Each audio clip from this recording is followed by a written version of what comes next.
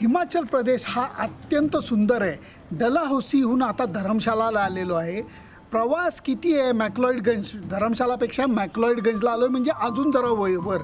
म्हणजे थोडक्यात मराठी भाषेत सांगायचं झालं तर धर्मशाला म्हणजे वाई आणि मॅक्लॉईडगंज म्हणजे पाचगणी, थोडक्यात कळावं म्हणून. हार्डली 130-40 किलोमीटरचा प्रवास आहे, पण 5 तास लागतात, कारण नागमोडी वळणं आणि स्पीड घेता येत नाही. परंतु याच्यामध्ये पोचल्यानंतर आम्ही एका वेगळ्या हॉटेलमध्ये नाही, कोरा हाऊस म्हणून जागी राहिलो आहे. बघा तुम्ही फक्त काय मस्त आहे. होरायझन हाऊस शेजारी कोरा हाऊस म्हणून आम्हाला जागा मिळालेली आहे. जागा वरती आहे थोडी, पण काहीतरी वेगळेपण या जागेचं खालपासूनच मला वाटतं आहे, कारण हे पवित्र झेंडे इथे लागलेले. पोचायला थोडेसे कष्ट करायला लागणार आहेत, कारण जवळजवळ 3ऱ्या-4थ्या मजल्यावरती आमचं घर आहे आणि या अशा पायऱ्या ज्या आहेत त्या वरती घेऊन जात आहेत.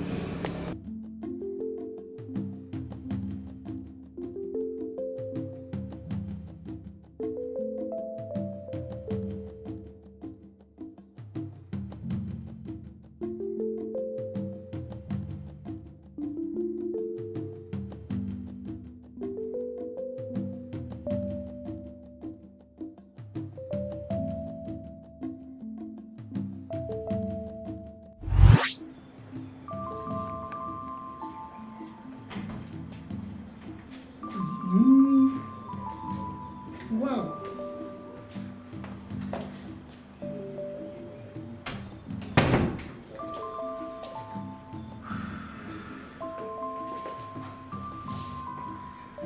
मस्त रूमचा फील येतोय, एकदम मस्त. कारण मला वाटतं खरी मजा ही बाहेर असणार आहे. तुम्ही बाहेर आहे.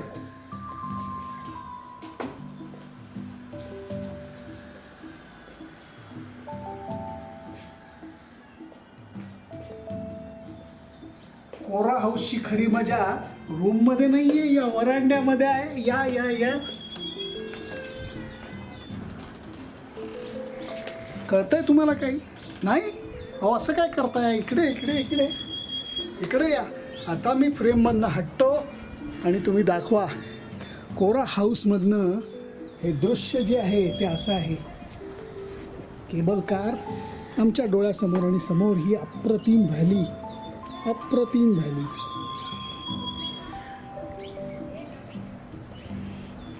दूरपर्यंत दिसणारी व्हॅली ते बघा.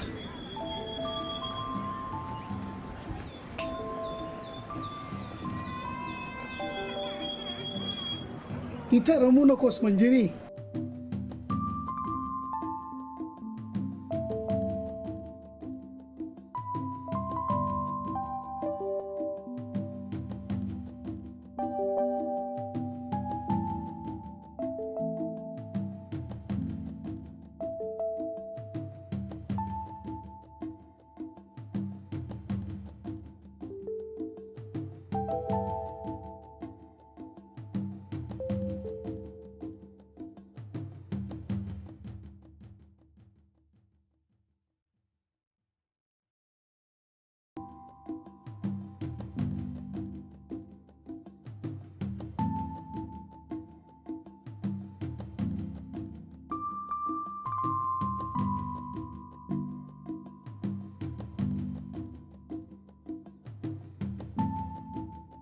दिसताना तिकडची व्हॅली निकडची व्हॅली सेम दिसेल, परंतु आता झूम केल्यानंतर काही वेगळं दिसतंय का?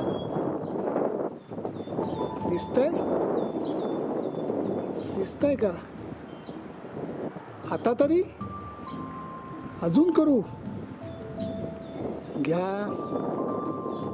आता बोला.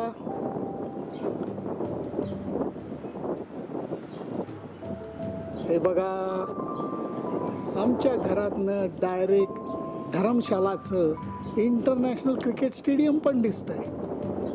क्या बात आहे. अगदी नुकत्याच इथे T20 मॅचेस होऊन गेल्या. एक नाही 2, भारत विरुद्ध श्रीलंका. संध्याकाळ जशी होत आली आहे तसं तसं आता व्हॅलीमध्ये पक्षी घरट्यात परतू लागले. शांतता पसरू लागली. हेज आहे थोडंसं, त्यामुळे क्लिअर काही दिसत नाही आहे. परंतु पक्ष्यांबरोबर सूर्य महाराज सुद्धा विश्रांतीला चाललेत.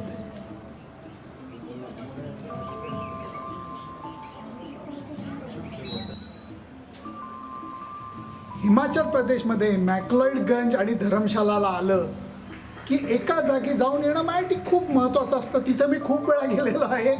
तुम्ही परत झूम आऊट करा, थोडंसं झूम आऊट कर मंजिरी. आता हे केल्यानंतर इकडं तुम्हाला रिफ्लेक्शन दिसतंय का काही? या बाजूला या, या बाजूला या, दिसतंय? या या या जरा या. तुम्हाला अंदाज आला नसला तर या जरा, या या बाजूनी या, या बाजूनी या.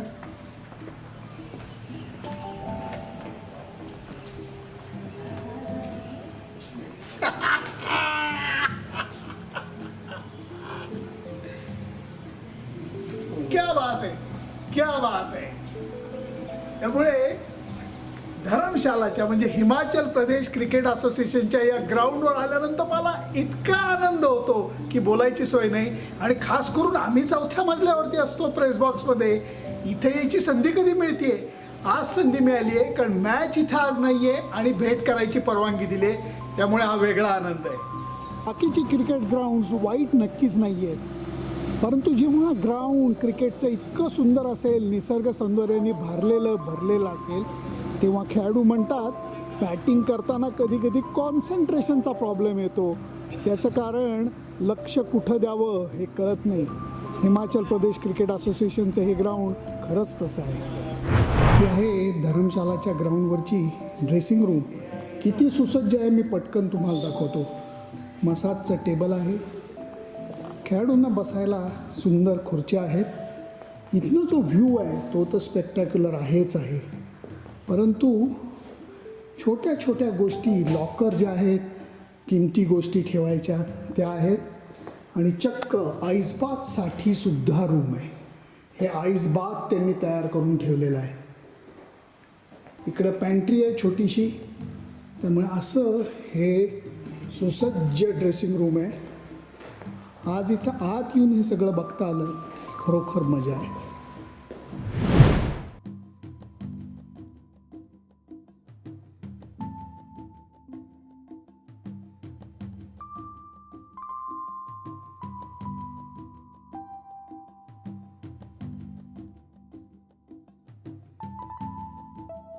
HPCA क्रिकेट स्टेडियमचं अजून एक वैशिष्ट्य म्हणजे तिथे असलेली सराव सुविधा. 10 विकेट्स आणि केवढं प्रचंड मोठं ग्राउंड हे प्रॅक्टिस करता राखून ठेवण्यात आलेलं आहे. हे पार्किंगचं लॉट आहे. समोर अतिप्रचंड मोठं ॲथलेटिकचं सुद्धा स्टेडियम तुम्हाला दिसेल. आणि या बाजूला अजून 4-5 विकेट असलेलं प्रॅक्टिस फॅसिलिटी आहे. पलीकडं तुम्हाला इंडोर फॅसिलिटीसुद्धा दिसते. ही जी आहे ही इंडोर फॅसिलिटी आहे. या सगळ्या अर्थाने पहाडामध्ये ही फॅसिलिटी निर्माण करणं हे खरोखर कौतुकाची गोष्ट आहे. क्या बात आहे. वेल डन HPCA. बॉक्समधनं ग्राउंड, बर्फाच्छादित शिखरं, हे सगळं किती सुंदर दिसतं बघा तुम्ही फक्त.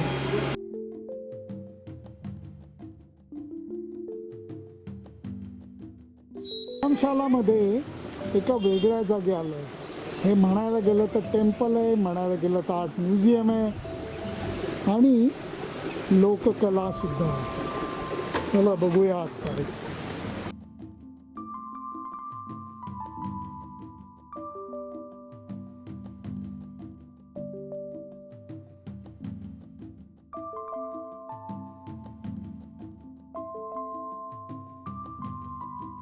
जपानमध्ये आल्यासारखा भास होतो.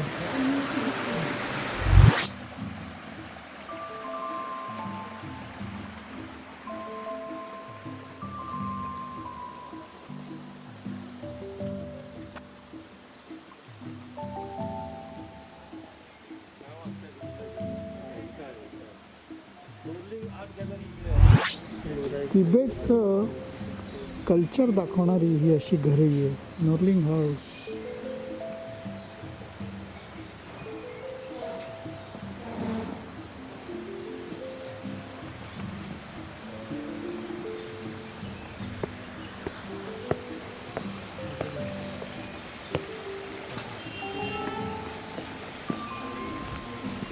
लोकल कारागीर आपापली कामं करतायत.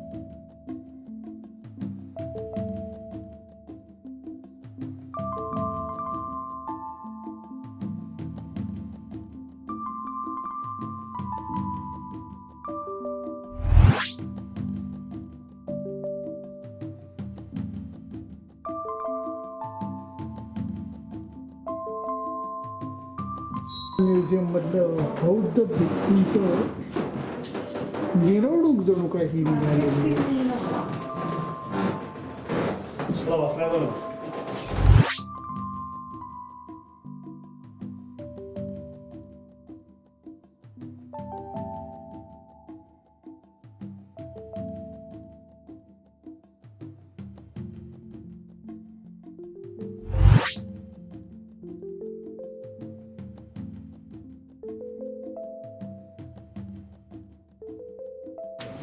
धरमशाला मॅक्लॉइडगंजला आलं की खरोखर 2-4 दिवस पुरत नाहीत, कारण इथला निसर्ग डोळ्यामध्ये कितीही साठवायचा म्हणला तरी मन भरत नाही. एकीकडे बर्फाच्छादित शिखरं, दुसरीकडे मस्तपैकी व्हॅली आणि त्याचबरोबर दलाई लामांचा वावर असलेला हा परिसर आहे. त्यामुळे एक वेगळ्या प्रकारची शांतता ही मनाला लाभते.